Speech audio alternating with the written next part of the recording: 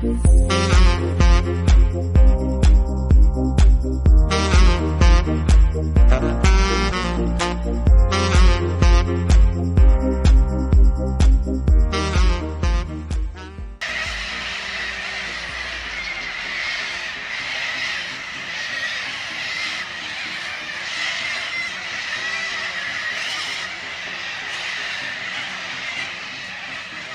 know, that is definitely Cockatoo Park.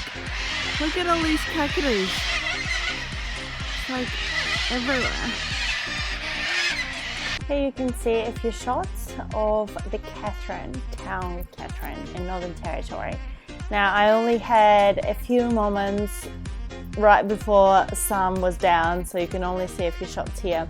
But and the river that you're seeing on the footage is called Katherine River.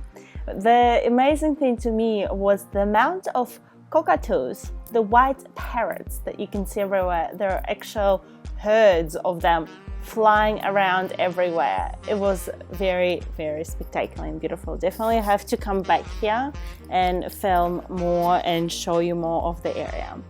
Now, Katherine, as you know, is a town in Northern Territory. It's situated on the Katherine River, after which it was named. It's 320 kilometers southeast of Darwin, and it's actually driving through it. It feels quite reasonable size. You know, there are shops, there are cafes, there's supermarket. Definitely nothing like that in Pine Creek. There's only one shop and a couple of motels. Katherine had an urban population of 6,500 in 2016 census, and it has had a lot of economic and industrial growth with the development of transport and local industries, including mining, particularly gold mining, and as well as some military strategic functions. But basically, again, another in the area gold mine town.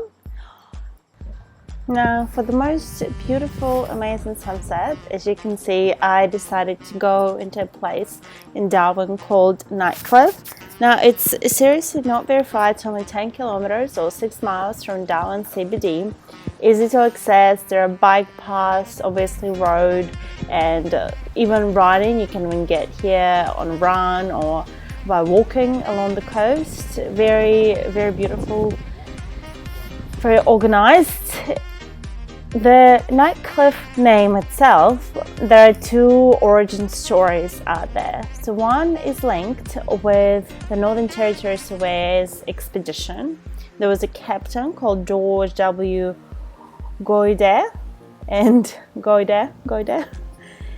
sorry if I'm saying the names wrong, but basically he was the leading captain on that journey, and he was keeping a diary, and in his diary he wrote something along the lines of lending. I'll read you out a little quote. "The sea breeze setting in an early. We did not reach it till after dark. When we landed for observations at a cliffy projection near the eastern entrance point. This we found to be composed of a kind of clay mixed with calcareous material. We had some difficulty in landing and then in scrambling up the cliffs by the light of a lantern." So basically he was talking about these cliffs and how amazing, beautiful they were, but they have arrived there at night time. So that's how they were named Nighcliffs, because that expedition of the Northern Territory, the first one in 1800s, happened in the night. There is another historical story of origins of this name for the area, which is linked to governor in Darwin called John George Knight.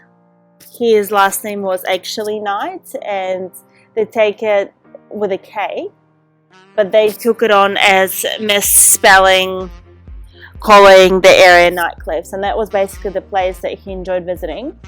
And just to give you a bit of a history 101 here, George Knight, he lived in 1800s, and he was an architect and government resident of the Northern Territory in Australia.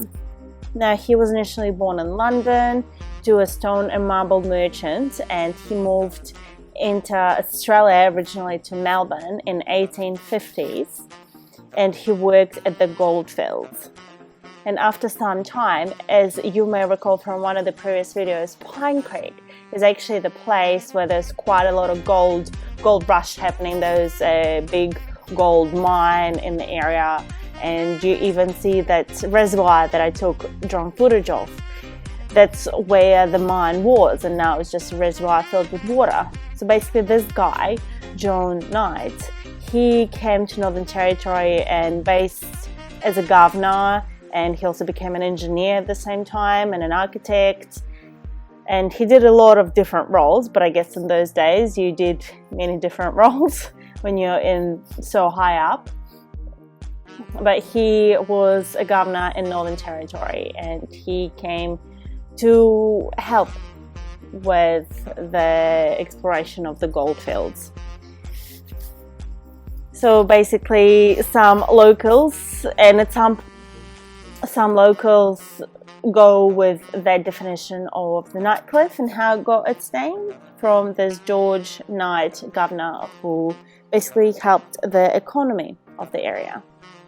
Now, to move on from history a little bit and go into actual geology, as you can see, this place is very quite beautiful. What I love about Northern Territory shore, and I have seen it obviously from a few different points that we've been to. Lee Point, you couldn't see it quite as much, but another area that we saw a couple of days ago, called Dudley Point Lookout in the East Point in Darwin area, is basically, you see these layers, you see the cliff sides, and then you see a layering of different rocks, and they're usually bright orange or brownish with a bit of red, quite a bit of red in them. So coastal morphology near Darwin is controlled mainly by the gentle wrapping of lateritic profile. In synclines, the lateritic cuirass forms extensive shore platforms. Laterite is a soil and rock type rich in iron and aluminium, and it is commonly considered to have formed in hot and wet tropical areas. So this is basically where we're at in Darwin, hot and wet tropical area. Nearly all laterites are of rusty red coloration because of high iron oxide. So basically all this redness or rusty red is because of high iron oxide soil. They're developed by intensive and prolonged weathering of underlying parent rock.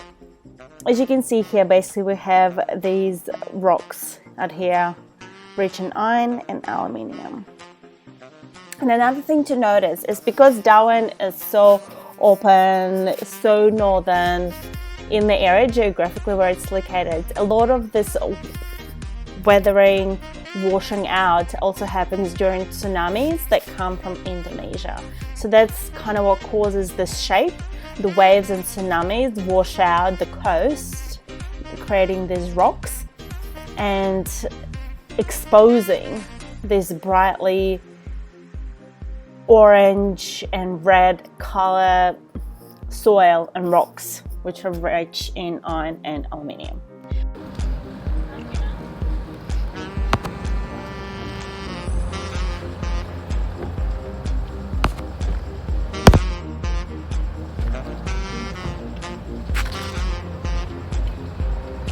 Just so lucky to be living in this country, seriously.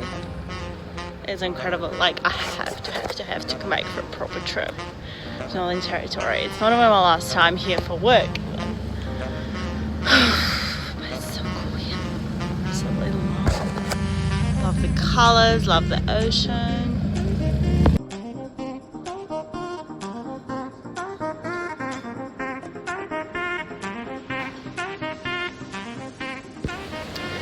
Good morning, beautiful souls. It's bright and early, 5 AM over here in Darwin. flying back to Brisbane, but we are flying through Townsville because there were no direct flights at this time and I needed to be back. Yeah, so like the flight that I could have taken that was a more humane time is basically, yeah, there were no available seats, so I was either have to go very early or very late, and I have Toastmasters tonight, so I can't go too late, so I have to be back in Brisbane before 5 p.m. So that's what we're doing. Gonna have a nap on the plane, I think. But just a note to you, so I'm flying, you can do direct flight to Brisbane, but I'm flying through Townsville, and the flight Townsville to Brisbane is Qantas, but flight Darwin to Townsville is AIRNORTH, and they are super duper strict on their luggage and the weight. So your check-in needs to be 23 kilos or less, but it could be multiple bags. Good morning, ladies and gentlemen. This information is for those passengers due to travel on AIRNORTH flight TL414. While the carry-on luggage can be 10 kilos, but they actually genuinely weigh it, and they make you, like my carry-on was 12 kilos, so it needs to be maximum of 10, so they literally made me to like take stuff out right there and then put it in my checked-in, and that is because supposedly the planes are very small and nowhere near as, you know, your regular Virgin or Qantas planes. You can also obviously buy a few extra kilograms if you're there and you realize, oh god, like I have a little bit of extra weight with me, but that would cost you, I think current rates in 2019 is $15 a kilo, so it's a bit like, but it is what it is. And if you book it ahead of time, if you know that you're going to have more weight, for example, you're flying into here and you knew they have more, that is actually the main reason why I didn't take my bike with me this time, because I knew that usually in Qantas or Virgin you can just buy another bag and it's not a big deal. You just pay like $45 or something for one bag, and it can be up to 23 kilograms, which it makes it really, really easy. What they do here is they charge you $50 for like 5 kilograms. So that means a 15 kilo bug box with stuff in it would be like 150 bucks. So just be aware of it, and yeah, basically. But if you're cycle touring, obviously you're not gonna want to be carrying crazy amounts of weight anyway. That is only because I'm traveling for work, and you know, I'm kind of taking my hobbies with me all along. Right, I gotta go find my gate and set off to Breezy. Gotta go.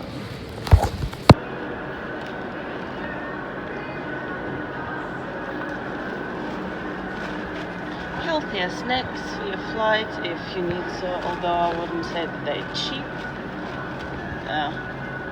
It's not cheap to go and buy at a supermarket, but if you're, you know, super duper hungry and you don't have anything with you, didn't get a chance to go to the supermarket, you can always buy a little bit of food here.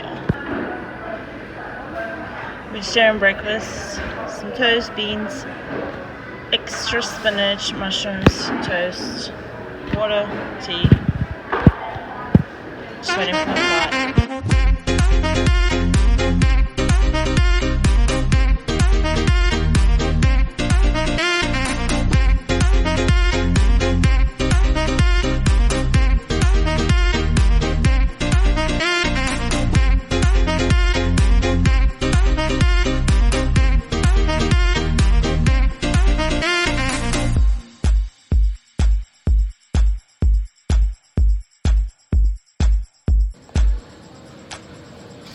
Hey guys, so I'm just waiting in Townsville Airport for my next flight. By the way, my new headphones, they're black but slightly shiny.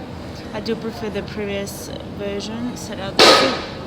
They're still the Plantronics ones, but I prefer the previous one. And I'm just having a sandwich. I asked them to make me a vegan sandwich, which is like pretty cool in Townsville Airport. Just like, it has eggplant, capsicum, some lettuce, tomato and stuff. It's toasted, so it's pretty cool. Don't be afraid to ask for what you want. If they don't have that on the menu, they just might make it for you.